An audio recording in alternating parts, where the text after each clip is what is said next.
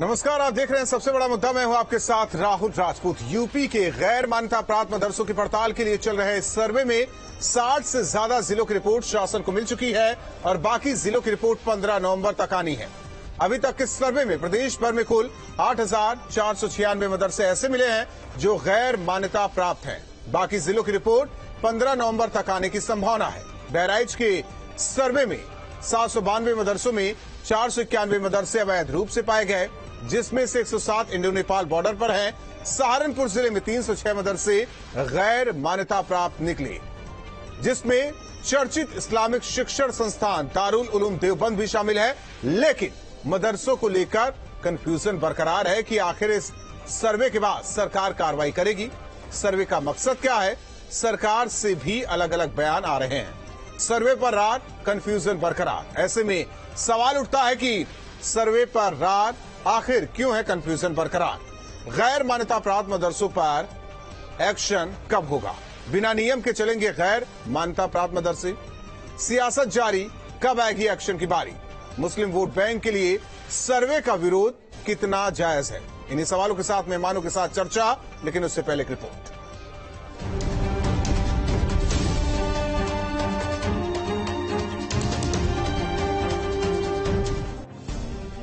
UP में हो रहे मदरसों के सर्वे को लेकर जब ये खुलासा हुआ कि बहराइच के नानपारा में पिछले कुछ दिनों से काफी मदरसे खुले हैं और बहराइच के 792 मदरसों में से 491 गैर मान्यता प्राप्त हैं, इसमें से भी 107 मदरसे इंडो नेपाल बॉर्डर इलाके के हैं, तो मदरसा सर्वे को लेकर फिर बहस छिड़ गई।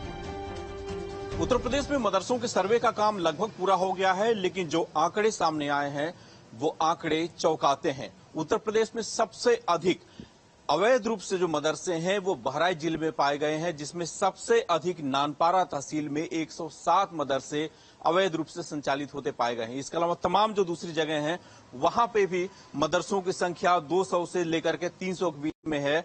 और नानपारा तहसील जो भारत नेपाल सीमा पे है, हमेशा वहां पे संदिग्ध गतिविधियां भी होती रही हैं। ऐसे में 100 से अधिक मदरसे अगर अवैध रूप से वहां पे पाए गए हैं तो निश्चित रूप से सरकार ने जो सर्वे कराया है उस सर्वे के बाद से अब ये बात जरूर उठ रही है कि ये मदरसे आखिर किस मकसद से वहां पे खोले गए हैं। हालांकि नानपारा के मदरसों को लेकर अयोध्या हनुमानगढ़ी के महंत अपनी राय व्यक्त कर चुके हैं। भारत के सीमा पर जो है नानपारा, उसमें 107 मदरसे सिर्फ बॉर्डर पे मदरसे शुद्ध रूप से आतंकी बनाने का सेंटर है, समाज की तोड़ने की सेंटर है, देश को तोड़ने की सेंटर है और कुछ नहीं। तो सरकार के लिए गंभीर विषय है। मदरसे के सर्वे को लेकर लोगों में कंफ्यूजन अब भी बरकरार है। सबसे पहले तो ये बताइए कि आप बता रहे अवैध मदरसे मिले, अवैध का मतलब पहले समझाइए क्या है? अवैध क्या रजिस्ट्रेशन अगर किसी मदरसे का नहीं है, वो कौम के पैसे से मदरसा चला रहे गरीब अनाथ बच्चों को तालीम शिक्षा दिया जा रहा है, तो क्या वो अपराध है? क्या वो अवैध है? क्या सरकार से प्रमाणित मदरसा होना ही जरूरी है? जबकि गुरुवार को मदरसों के सर्वे पर राज्य मंत्री दानिश आजाद साफ कर चुके हैं कि अवैध मदरसों पर सरकार की कार्रवाई की कोई मंशा नहीं है। सर्वे के माध्यम से न योगी सरकार किसी मदरसे पे कोई कार्रवाई करने जाएगी, न ही किसी कोई खिलाफ कोई ऐसी मुहिम छिड़ी हुई है। हम शिक्षा व्यवस्था को बेहतर बनाएं, इस उद्देश्य के साथ योगी सरकार काम कर रही है। ऐसे गैर मान्यता प्राप्त मदरसों में जो हमारे मुस्लिम नौजवान पढ़ रहे हैं, उनको वहाँ बेसिक फैसिलिटी मिल रही है कि नहीं मिल रही है, इंफ्रा कैसा है, कितने छात्र हैं, इन तमाम चीजों के बारे में यह सर्वे था। लेकिन शुक्रवार को मदरसों को लेकर अल्पसंख्यक मंत्री धर्मपाल सिंह का बयान फिर मुसलमानों को खटका दे गया, जिसमें उन्होंने कहा कि सर्वे पूरा होने के बाद कार्रवाई होगी।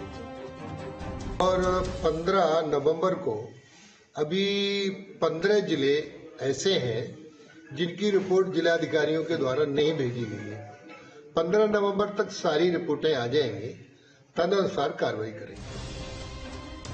15 नवंबर को सभी जिलों का सर्वे हो जाने के बाद ही तस्वीर साफ हो पाएगी कि इन अवैध मदरसों पर कार्रवाई होगी या नहीं।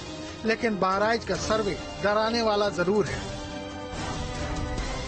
माना जाता है कि इंडो नेपाल बॉर्डर का ये जो इलाका है, यहाँ पर कई आतंकी गतिविधियां देखने को मिली थी। इससे पहले कई आतंकी भी यहाँ से गिरफ्तार हो चुके हैं। तो तो ऐसे में सवाल उठता है कि नानपारा इलाके में आखिर इतना तेजी से मदरसे क्यों बढ़ रहे हैं।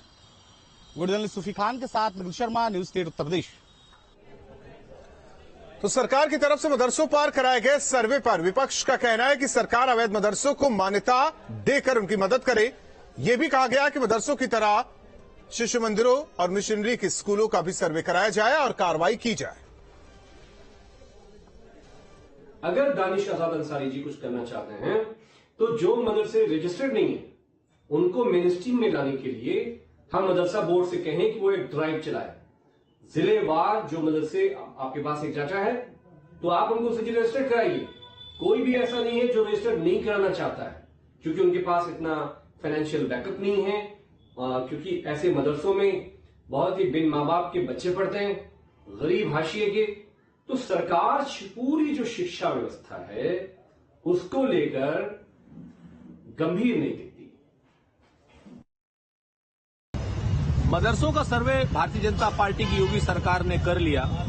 अब योगी सरकार को बताना चाहिए कि मदरसे जिनकी हिंदी शिशु मंदिर भी होती है, मॉन्टेसरी स्कूल भी होते हैं, अन्य गैर सहायता प्राप्त स्कूल भी होते हैं, उनका सर्वे कब होगा, उनके खिलाफ जांचें कब होंगी और इन मदरसों में जो जांच हुई है उसमें पाया क्या गया है, क्या गैर कानूनी था और क्या अब इन मदरसों को सरकारी सहायता दी जाएगी।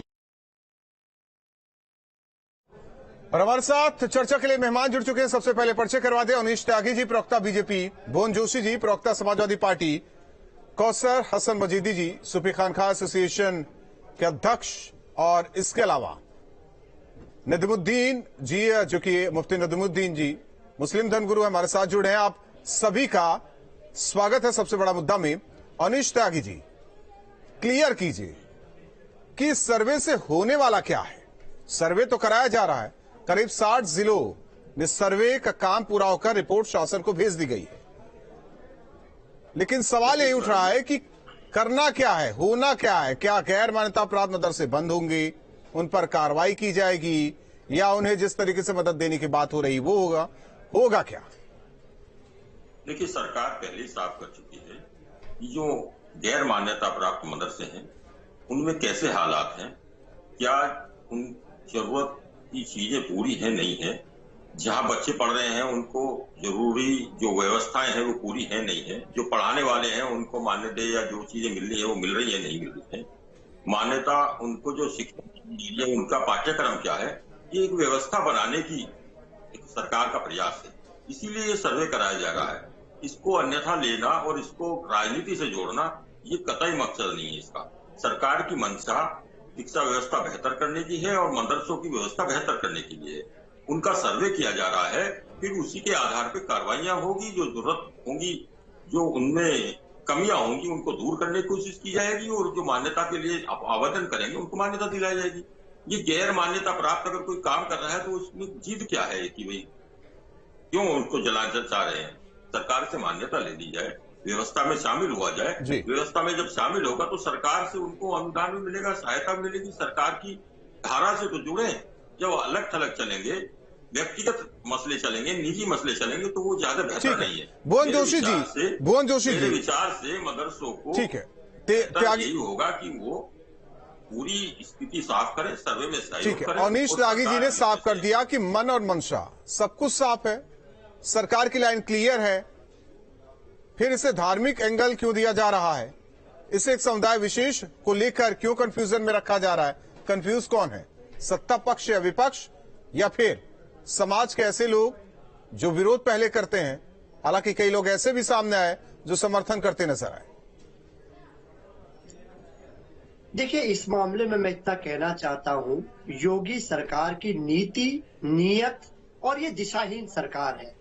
और ये बताने के लिए काफी है कि इनके दोनों जो मंत्री हैं, माननीय दानिश अली जी और माननीय धर्मपाल सिंह जी, इनका दृष्टिकोण दोनों का अलग है। और कहना चाहता हूं कि सरकार के मंत्रियों में ही फुटबॉल की स्थिति आ जा गई है। एक कहते हैं कार्रवाई होगी और एक कहते हैं कार्रवाई नहीं होगी। हमारी चिंता ये है कि जो मजलूमों के बच्चे पढ़ रहे हैं, गरीबों के जो बच्चे पढ़ रहे हैं, आर्थिक दृष्टि जिनकी ठीक नहीं है, उन लोगों के बच्चों को क्यों शिक्षा के हक से हटाने के लिए ये मुहिम चलाई जा रही है। और हमारी चिंता उन लोगों के बारे में जिन्होंने संपूर्ण जीवन अपना शिक्षा के लिए मदरसों में, उन अध्यापकों ने पूरा जीवन लगा दिया। अब उनके लिए क्या सरकार का रोड मैप है? सरकार क्या इस दृष्टि को बताने का काम करेगी? निश्चित तौर पे जब से योगी सरकार आई है, एक धर्म विशेष, जाति विशेष के खिलाफ इनकी मुहिम चल रही है। हम इसको इसी के तहत देखते हैं। ठीक है, लेकिन अगर सरकार अपना काम करती तो आज ये स्थिति न होती। पूर्ववर्ती की जो भी सरकार रही वो भी जरा अपने अंदर झांके कि जब वो सत्ता में रहे वो क्या कुछ बेहतर करते नजर आए। हालांकि ये मुसलमानों से जुड़ा मुद्दा है, इसलिए इसे धार्मिक एंगल से जोड़ा जा रहा है और मांग अलग अब की जा रही है। शिशु मंदिर हो, मिशनरी स्कूल भी हो, तमाम जगह जो शिक्षा की बात कर रहे हैं, आप सभी ने जनता को स्वास्थ्य और शिक्षा से दूर रखा, जिसे लेकर सियासत हो रही है। मुफ्ती नदीमुद्दीन जी, क्या जो बातें जोशी जी कर रहे हैं वो सत्य है?